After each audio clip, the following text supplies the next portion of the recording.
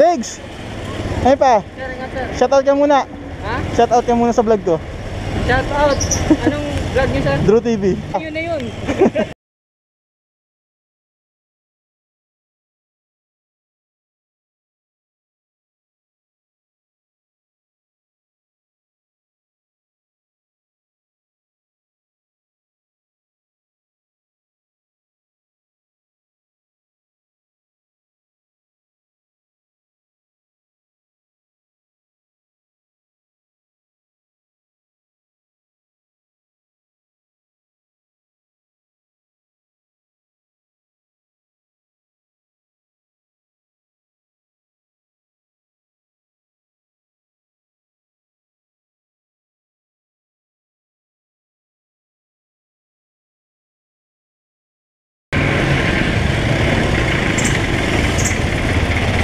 Yun guys, mga what's up. Oops.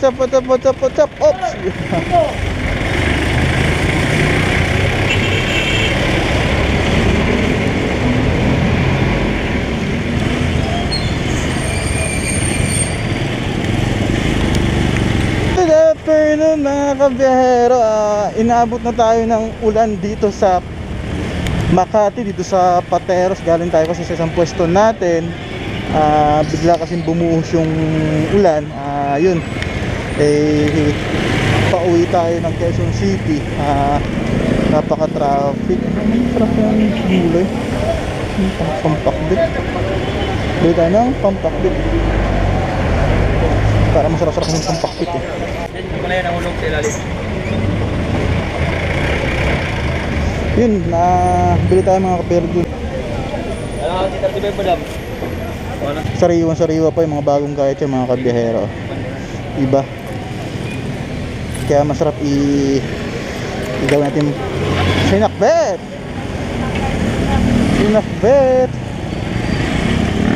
Tayo ng ulan dito sa Pateros. So pawihan tayo ng Quezon City.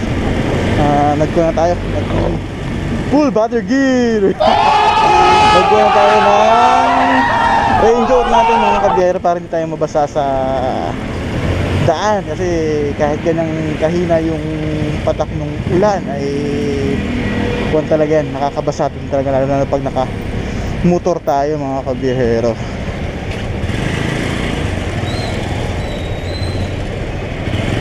Yun nga, kung tatandaan nyo yung vlog ko nakaraan, papunta ako ng Bulacan, ang topic natin ay yung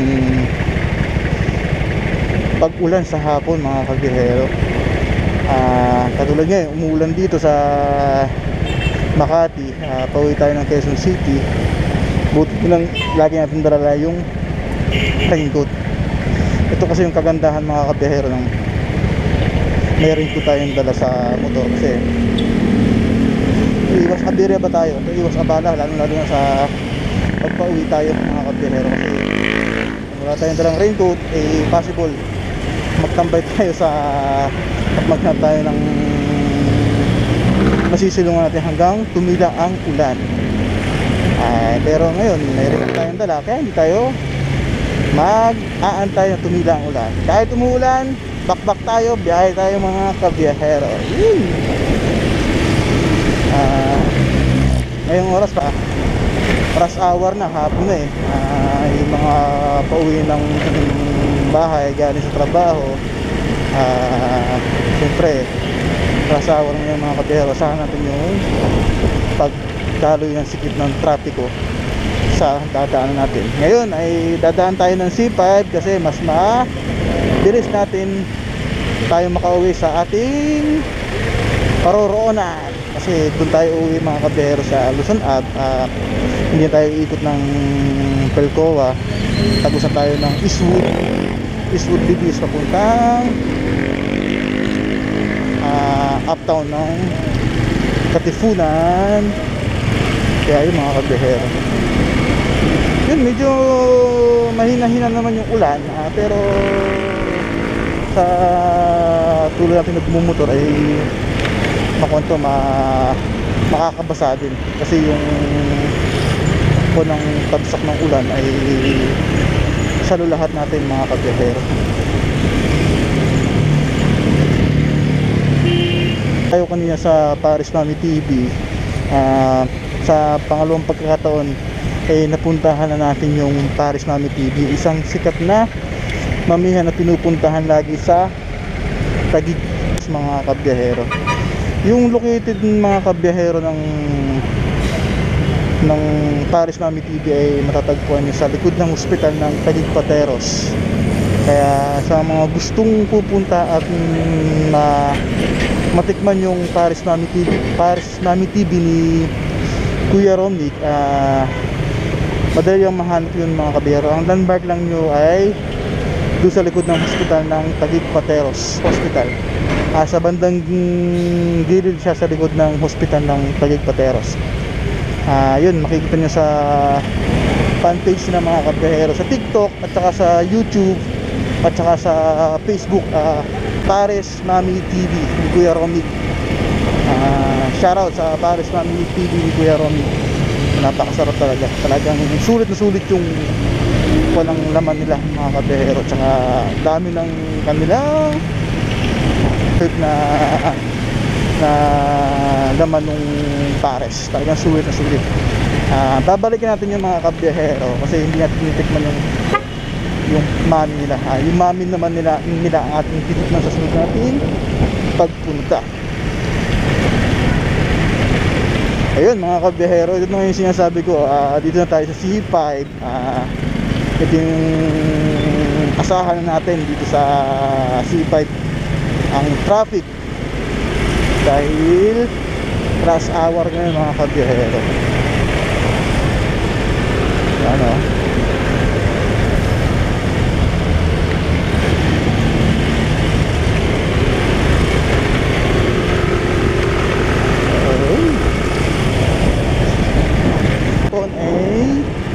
Traffic din. Marami nang nakakaalam. Yan nga mga kabiyahero.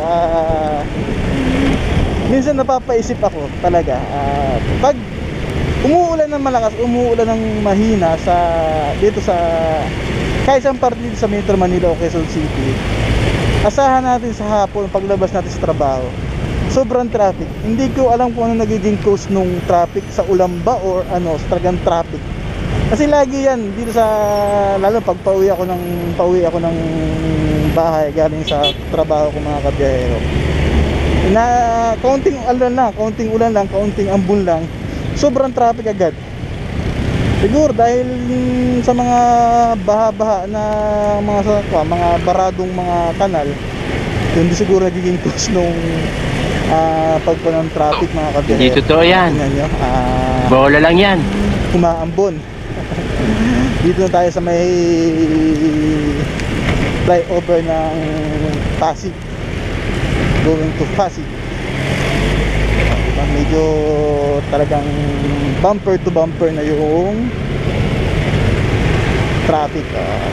Ganda lang sa ating mga kabiyahero, pag lalo na yung advantage sa ating mga nakamotor, ito yung advantage sa atin. Kahit traffic, pwede tayong sumingit.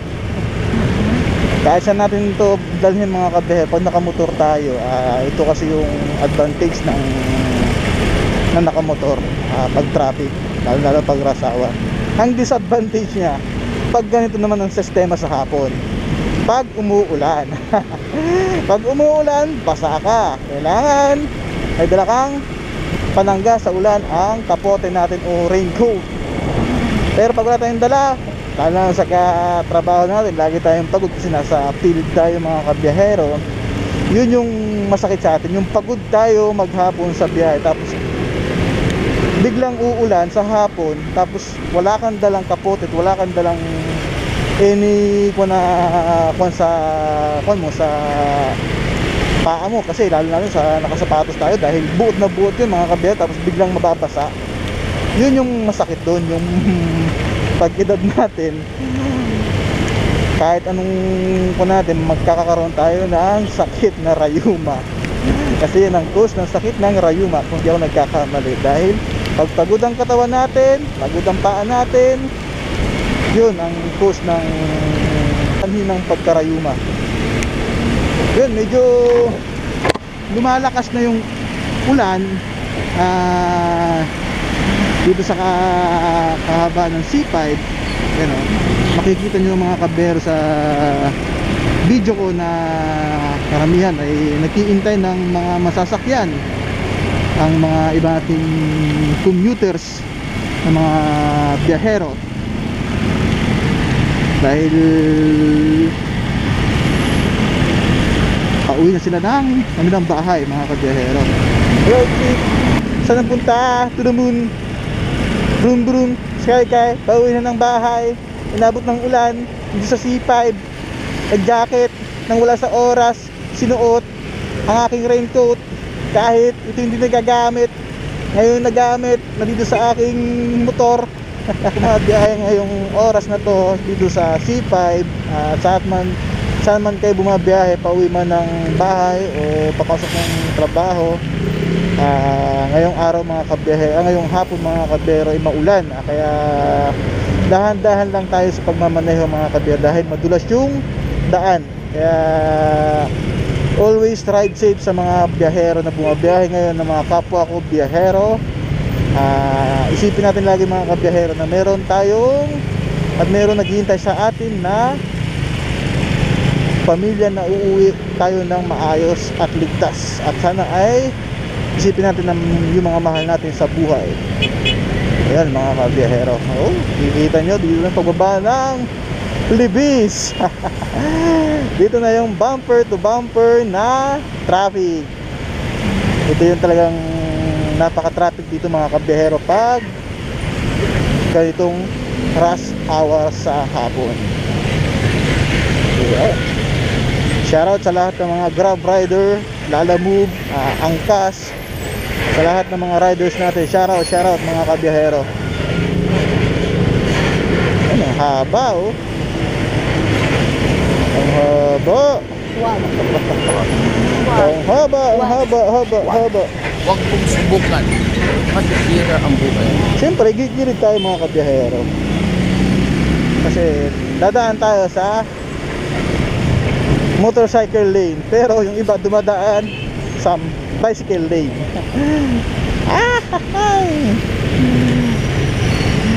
Ayan mga kabiyahero, yun, diba dumadaan yung iba sa bicycle lane, pero siyempre dadaan din tayo yung bicycle lane kasi traffic. Minsan lang tayo dumaan sa bicycle lane mga kabiyahero, hindi naman lagi. Hindi totoo yan. Bola lang yan. Ano?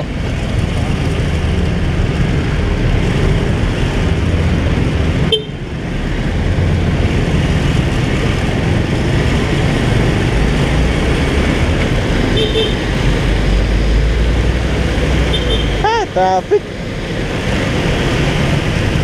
Shoutout nga pala mga kabiyahero sa mga tagapagsubaybay natin sa ating Facebook at sa YouTube. Kay Ken Maniglang at kay Moto PH Moto Vlog. Shoutout Paps. At shoutout din kay Sir Norman Pastoral at kay Brother Carlo Pastoral, Two Brothers Pastoral. Shoutout, lagi nakatuto sa mga video natin ng mga kabiyahero. Yun, salamat nga pala mga kabiyahero sa nag-subscribe sa akin sa fanpage ko sa Facebook, dahil umabot na tayo ng 1,400 sa fanpage natin sa Facebook, at meron na rin tayong 255 sa YouTube channel. Salamat mga kabiyahero at sa lahat ng sumusuporta sa aking page. Kung hindi pa kayo nakadikit sa aking fanpage at sa aking YouTube channel, pa-subscribe at pa-follow na lang din ako mga kabiyahero sa Kuya Drew TV, ang ating fanpage sa Facebook, at ang Kuya Drew TV sa YouTube channel ko mga kabiyahero. Yun, sa lahat hindi pa nakadikit at hindi pa nakasubscribe sa aking YT, subscribe na lang ako mga kabiyahero. At kahapon natin video, kahapon umabot siya ng 3,000 views sa ating fanpage sa Facebook. Salamat sa nagdala ng aking content sa sa ating Facebook channel, sa ating Facebook, si Kuya na gasoline boy sa Petron Antipolo, at saka kay Ma'am Nicole na cashier ng Petron Antipolo. Shoutout sa Petron Antipolo. Mabuhay kayo.